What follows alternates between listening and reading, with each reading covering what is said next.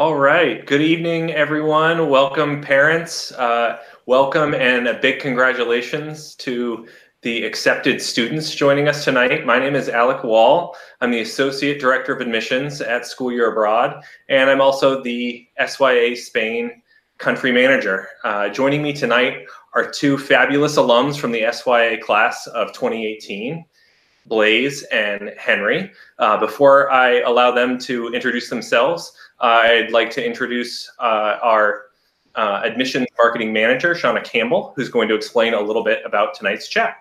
Hi guys, thank you so much for joining us. I'm Shauna, and if you haven't done so already, please introduce yourself in the chat box, which is located on the right-hand side of this broadcast.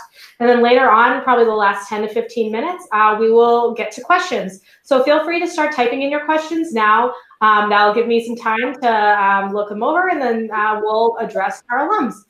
So joining us are Henry and Blaze. Henry, do you want to introduce yourself first? Just tell us where you're from and what school you go to.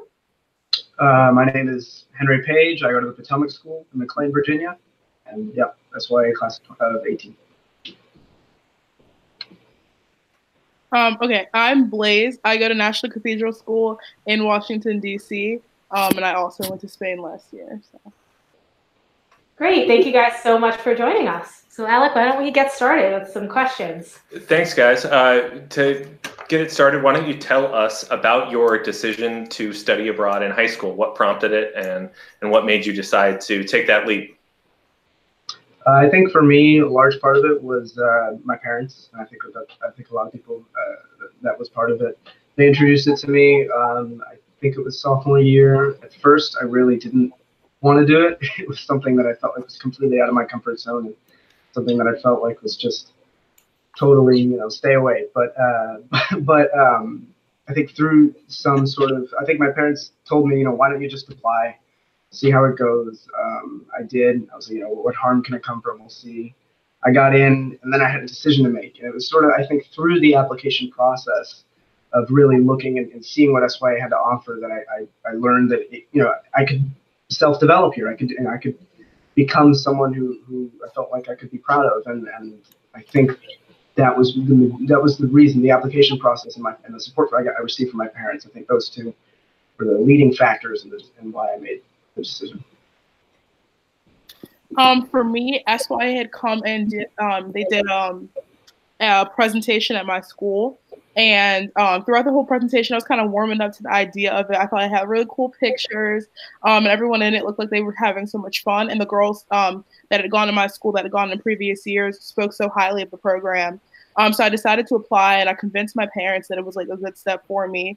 And once I got in, I think I just was excited to develop my Spanish, and also, as Henry said, to self-develop and to just kind of mature as a person. So I kind of made the decision to go kind of a little bit later on than a lot of people do, just because I had to warm my entire family up to it a bit more than most people probably had to. But once I had made the decision to go, I think I opened up an opportunity for myself that I'm very happy that I chose to take. So along those lines, tell us about your first few days in Spain. What was that like? Well, for me, I think the first few days were really getting to know my host family. I know they took me around, and I tried to follow the map because they'd shown me a map of the bus schedules, and they basically took me on my way to school and said, this is how you're going to get to school. And for me, I was, they kept checking on with me, and they were like, you're following along, you know where you are, and I was like, yeah, and they were like, no, you don't. So, so for me, it was really great to sort of be, broken in that way, and really understand that this is going to be a longer process than I had anticipated. But I think that's part of the joy of it, and really, taking the time to get to know the city and to get to know the people and get to know the community, the teachers, and just everything that is SYA Spain. And for me, that was something that was really, really brilliant. So. Yeah, the first couple of days for me were pretty scary. I mean, it's just like you're living in a new country without your parents, your friends aren't there. So I was kind of really scared, but it was really nice because everybody else was scared too. So I would say my first 3 days, I spent more time probably meeting new friends at SYA and bonding with the other members of my class than I did with my host family, because my host family was more so like, go out and experience it and we'll help you once the school year kind of really gets into a start. So I spent a lot of time getting lost on the buses and trying to find my way around the city, but I did that with other kids, which was a great way to bond with the people in my class, and I made some memories within the first couple of days of SYA that I still laugh about with my friends to this day. So I know a lot of kids are worried about meeting friends, especially when you're leaving your home school and everything you know behind. Can you talk about like what it was like to meet your friends at SYA and how easy or difficult it was to meet them?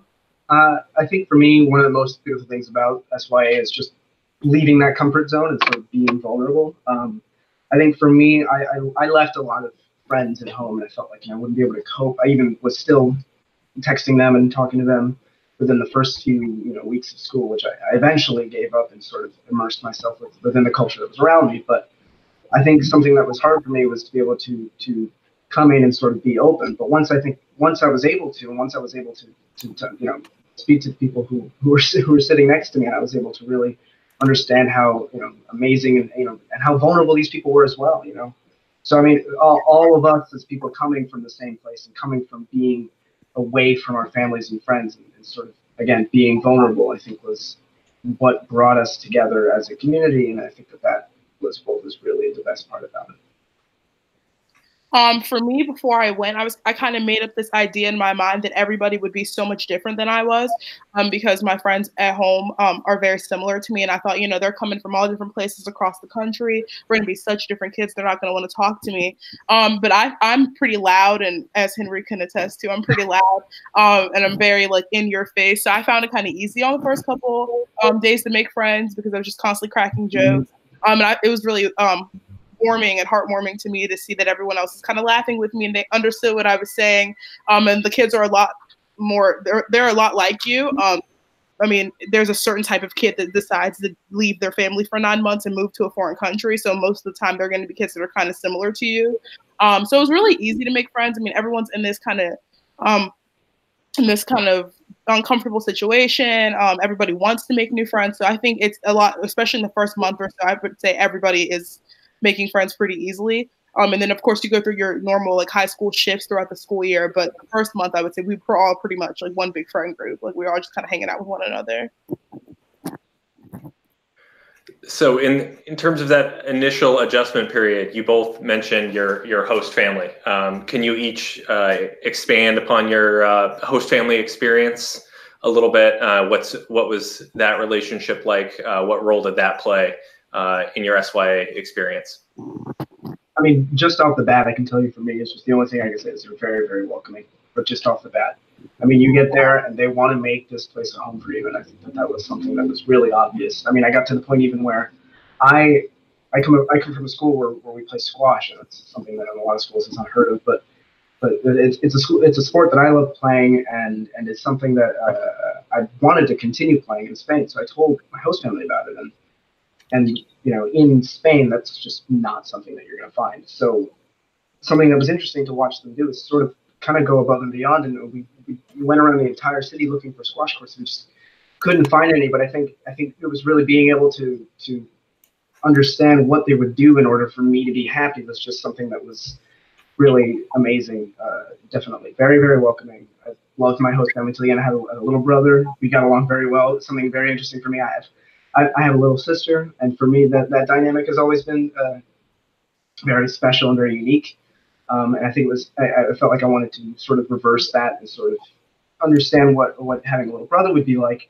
And it was definitely something that I can hold close to me in my life, and it was really wonderful. Just I can't say enough positive things about my host family.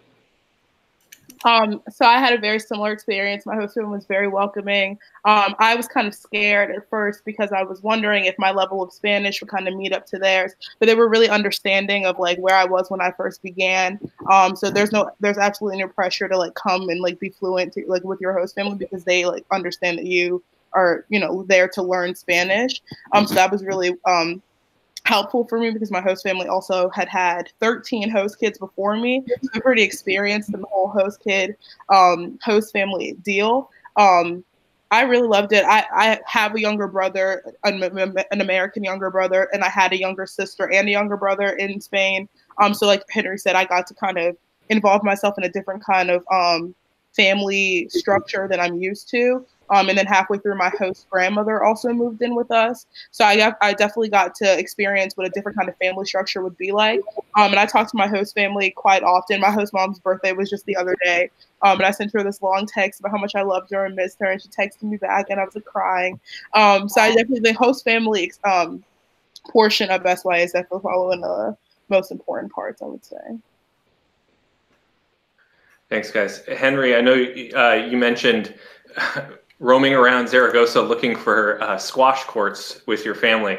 I know that perhaps leaving behind a particular co-curricular or extracurricular activity is something that our prospective students might be concerned about. Maybe you can talk a little bit about what that was like, not being able to pursue squash, but then also sort of what co-curricular activities you each were able to get involved in while you were in Spain.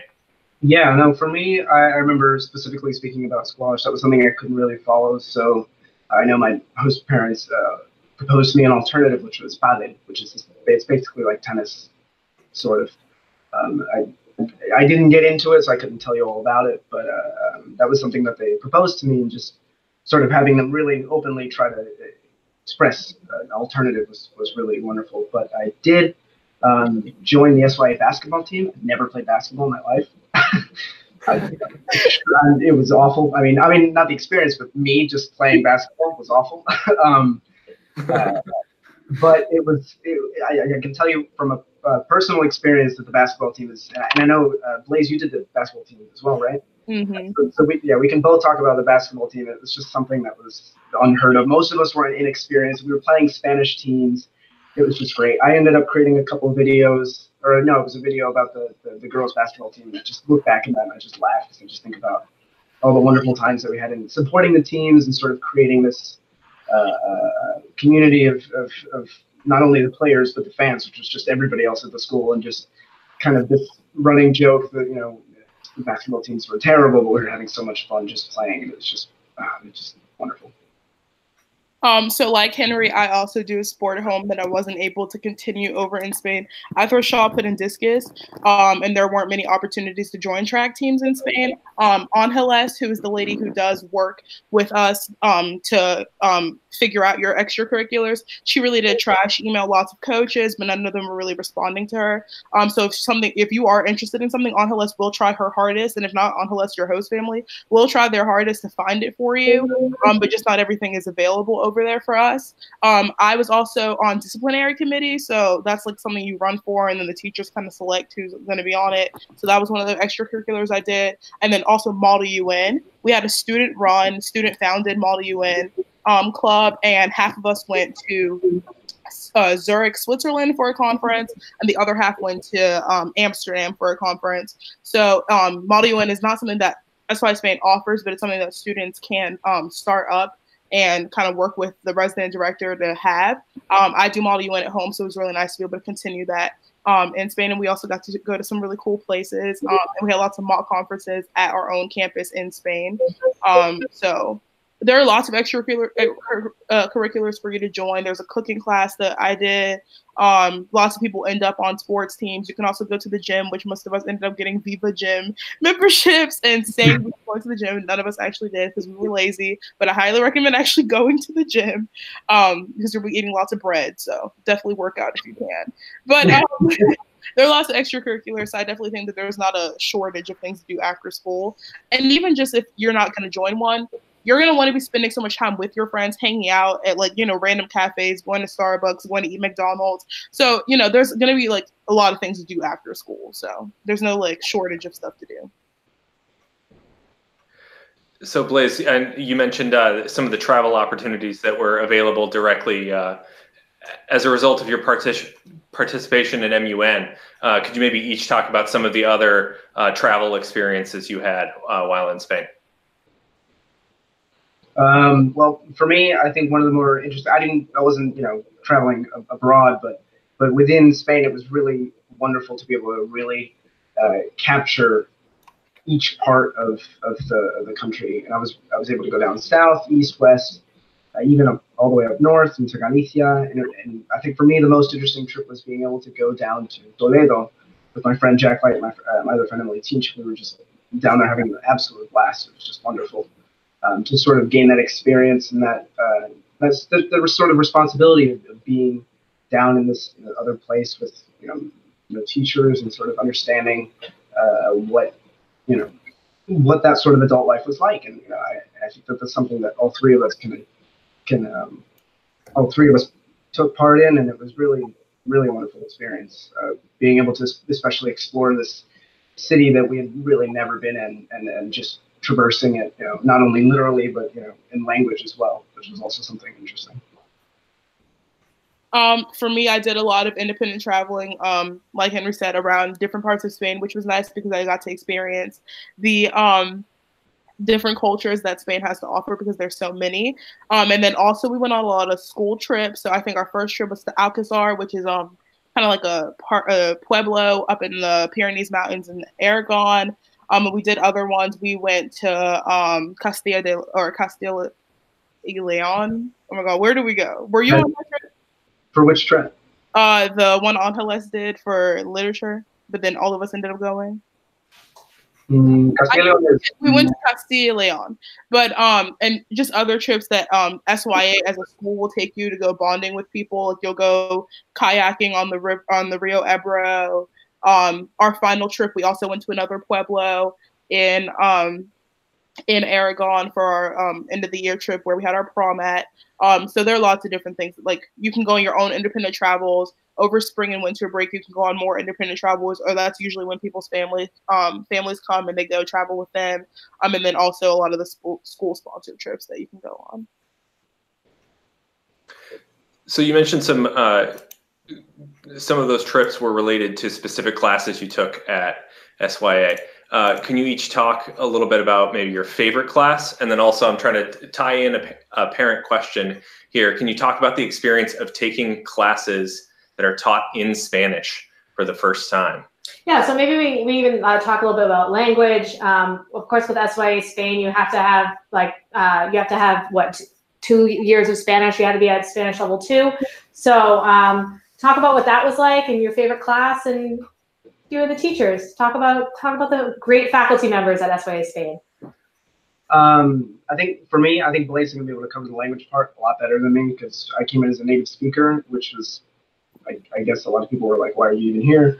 But for me, it was more than just the language. I really wanted to explore the country itself and sort of go back to my roots. So that was for me a large reason why I went. But speaking specifically to the faculty, I remember having my capstone advisor be Oriol. Oriol was one of my favorite teachers. I did a cinema class, I did a theater class. Blaise and I were both the leads in the theater play, which was quite an adventure, I can say. So that was a lot of fun. Our English class was really interesting. We read a lot of interesting books that I never really read before, which was really interesting as well. I took a DELE course, which is basically the diploma of English, or no, not English, the diploma of Español. It's like the government sort of funded Spanish course that you can get that you have to take in order to achieve Spanish citizenship. So I took that class, and Marta is a wonderful, wonderful, wonderful teacher. And I basically took that Spanish course with a lot of other students, and that was a wonderful experience in how we kind of went at the basics of things, and then it was more than just studying the forms and subjunctive, but it was a lot of studying colloquial words as well, and studying what are you going to use on a daily basis here in Spain? What are you going to use in the city? What's going to be most helpful for you to be able to traverse this sort of foreign world that you've surrounded yourself in? And that was very, very helpful. I'm trying to think of any other classes. So my math course was like any other math course. I mean, there's not a whole lot that's different there besides the fact that you're in Spain. So yeah.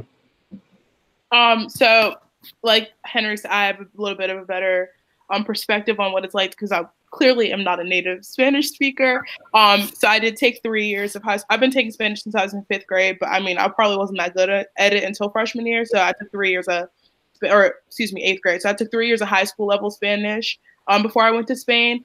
I definitely was very confused at the beginning of the school year. There was a lot of stuff that was just kind of going over my head, but that's a great way to kind of track your development in the language, is how much you can understand in your classes. And you'll find that very early on, you'll understand a lot of stuff. You'll be understanding a lot more. You'll be becoming very proficient very quickly because you're speaking so much Spanish at home with your host family. You're talking to your friends in Spanish at school, and then you're also having class in Spanish. So you're being immersed very early on. My favorite class was teatro, which I also took with Henry. We had a lot of fun in that class. I signed up for it kind of as a joke at the beginning because I've never considered myself an actress or anything. But I was like, it'll be funny to take a theater class. So I took a theater class and had the best time ever. And it was in my theater class that I feel like I learned the most Spanish because, you're speaking Spanish, you're practicing plays in Spanish, you're doing different kinds of dialogues in Spanish. But yeah, I would say it's kind of hard at the beginning to take classes and all in Spanish, but you'll catch on really quickly. Speaking specifically to theater, not to mention you're memorizing Spanish, which is the hardest thing. You're memorizing lines. I had the lead part in our first play, and that was one of the hardest things I've ever had to do, ever. But I loved it, so I can't say enough good things about that theater course. And I also signed up for it as my last choice in classes, and we got pushed into it, and I was kind of like, but I can't say enough good things about it. All right, well, we're almost ready to turn it over to our viewers for questions, but maybe one or two final questions for our alums. Can you talk a little bit about your college application process this year and how SYA impacted that? Or for example, did you write about SYA in your college essay, or did you get a rec from an SYA teacher, for instance?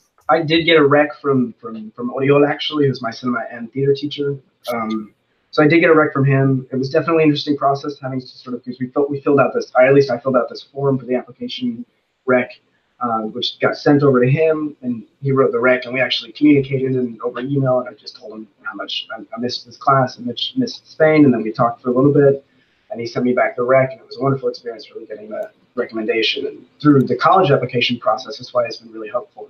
Not only being something I can brand on myself and say, hey, I did this thing, I went out of my comfort zone and was able to do this, and I can't write enough good things about it and sort of really express what I love about Spain.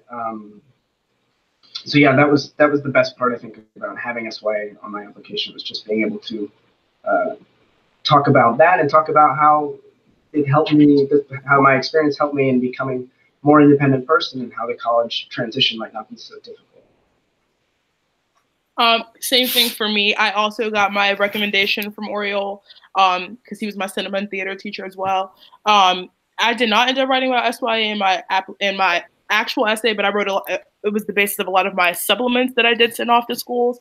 Going to SYA just pushed me out of my comfort zone initially, so I was a lot more comfortable branding myself and kind of applying to schools that were, a bit further off from where I currently live, or, doing things like that because I grew so much at SYA. I also feel like it made me a more dynamic applicant because I didn't only get to talk about SYA, but I got to talk about all the life lessons that I got at SYA, all the friends that I made, all these new experiences that I was having, and that I continue to have due to my exposure to SYA.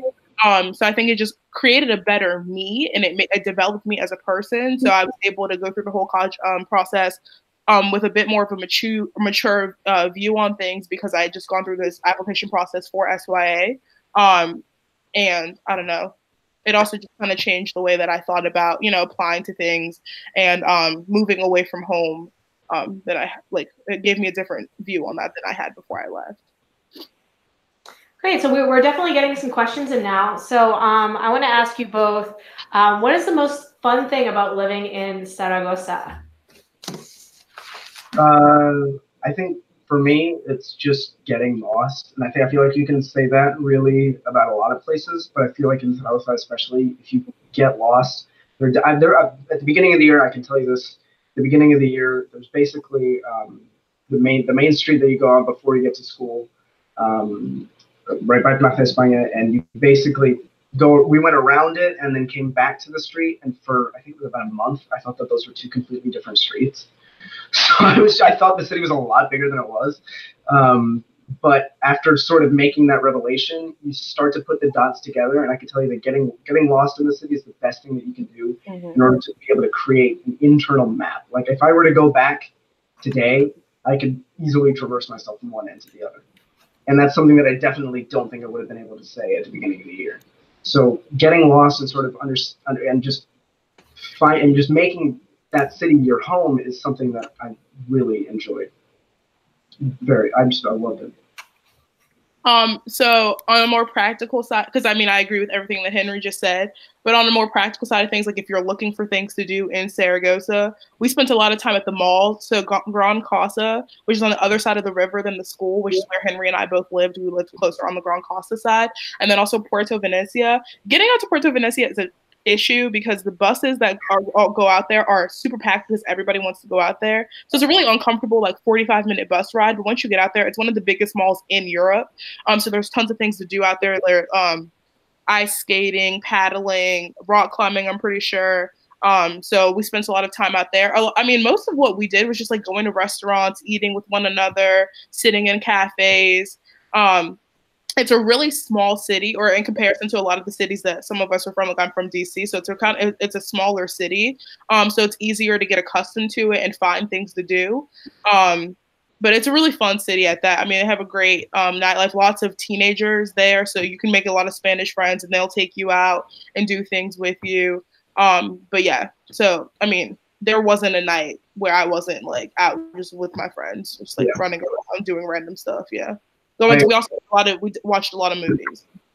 Yeah, I agree. There was definitely a point in which I basically put my phone down completely and was like, if it's nighttime and I'm not out doing something with people, I'm just not taking advantage of what I have in front of me. Awesome. So we are getting a lot of questions. So can you guys maybe describe like a typical day that you guys had? You know, maybe talk about the class schedule or how long you guys were in school for, just so people get a better idea of what a typical day at SYA Spain is like. And also, we do have a lot of blogs on this topic as well if you go to our school news page. But to hear it straight from you guys, why don't you guys give us a brief overview of your typical day? Yeah, so for me, I feel like I can't really say there was a typical day because I feel like every day was so unique and so different. But if I were to sort of map it out, I woke up in the morning, I had breakfast, and I headed down to. I had my own alarm system, so I wasn't working off of any other sort of. So I was working on getting up myself and making sure I was on school on time, and that was wonderful.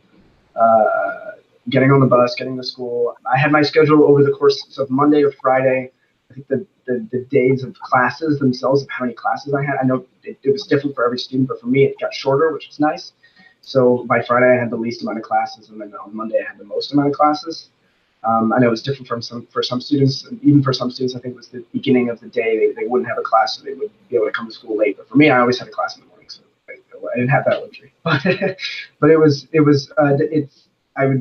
we'd go out for lunch. I think there were 3 restaurants in the mail. Fry Fun, and what was the other? Rinconete. Rinconete, yeah. Yeah, Rinconete. And so basically, those were the 3 restaurants that we would go out to. End up having students who would always go to one restaurant. You have students who float around and start to develop these like restaurant cultures, which is great. So these students who would always go to these places, and just that was really fun. Then after lunch, you have whatever classes you would have, unless it was like Friday, because that would be the end of the day. And then you basically be on your own for the rest of the day. I mean, I would end up doing homework when it was dark out because I didn't, want to be out way too late, and I wanted to spend the time that I had with light with my friends or doing whatever it was. I mean, I'm really into filmmaking, so for me, going to the movies was an all-time go-to forever. I just loved being in the movie theater and with my friends. I don't ever think I really went to a movie alone. I don't think so.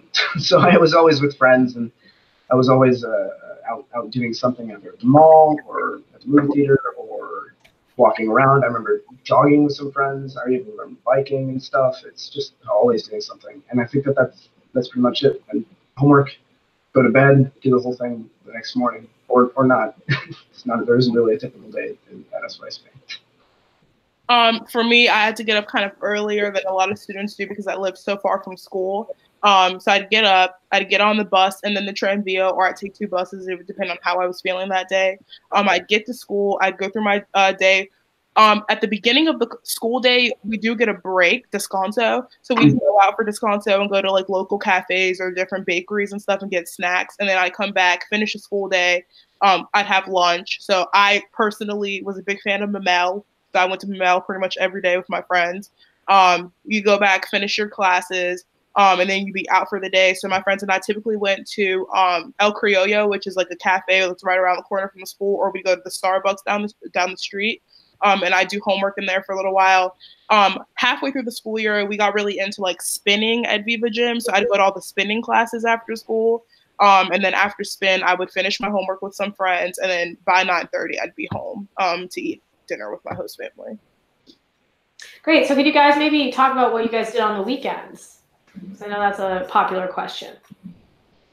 I think for me, weekends was just, I think I would have dinner with my host family at least once on the weekends, which is really good to be able to just touch base with them and sort of enjoy that host family dynamic versus social friends dynamic.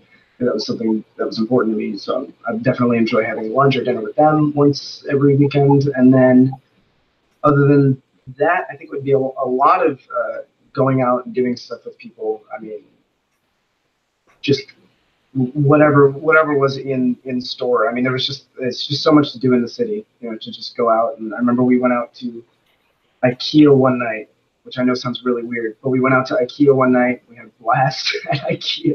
I mean, it's just, all these little random things.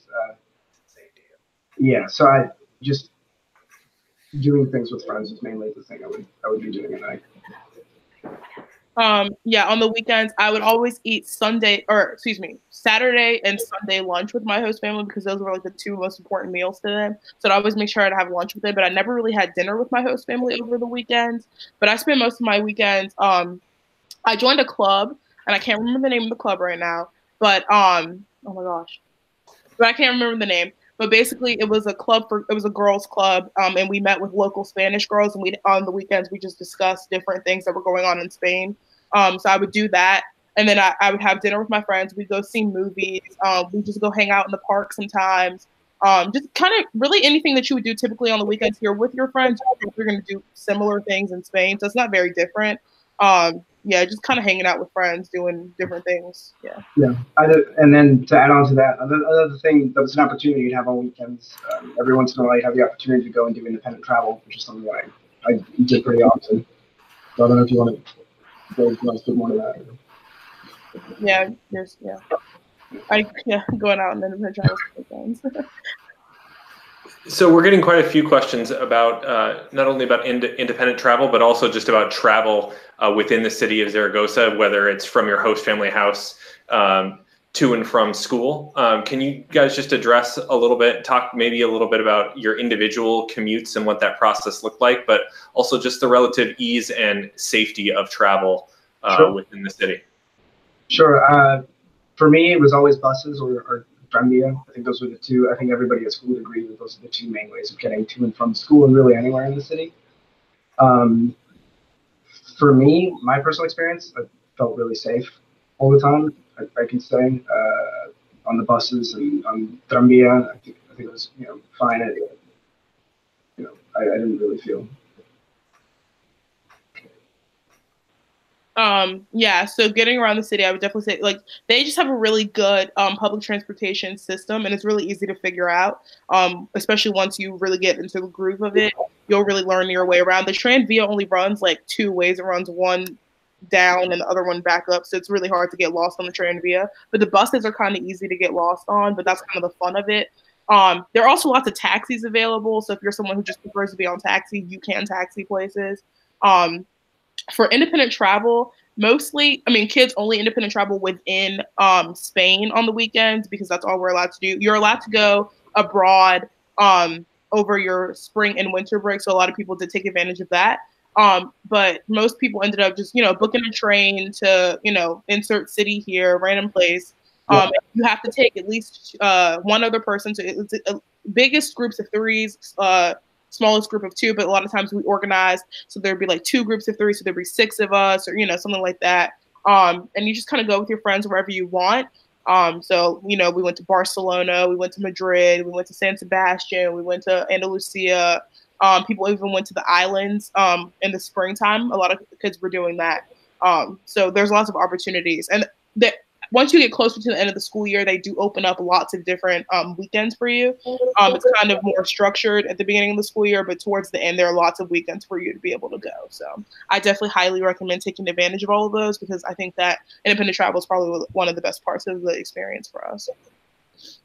I think regarding travel within the city, I think something that was really good for me to have was a taxi system. I know because they run later than the buses and the tranvía, so I found myself on multiple occasions, if it was way too late and I needed to get home, I could call up a taxi. I remember having wonderful conversations with all the taxi drivers. They're all reasonably nice, I think. So it was definitely a good thing to have is the taxi system. Yeah. Great. Well, thank you so much. I'm going to try to hit a few more questions. So can you guys talk about maybe like SAT prep or any standardized testing, what that was like, and the process at SYA Spain? For standardized testing, for me, I mean, standardized tests are offered in Spain. I took the SAT twice in Spain. I did Khan Academy for SAT prep, which was really useful. I know my math teacher, Will Orban, was able to recommend that to me. I used that for a lot of my SAT prep.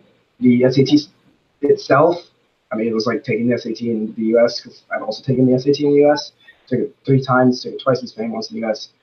There's really no difference. It's just you're in a different room. Coming home after the SAT, I remember talking with my parents on the phone about it. How did you feel?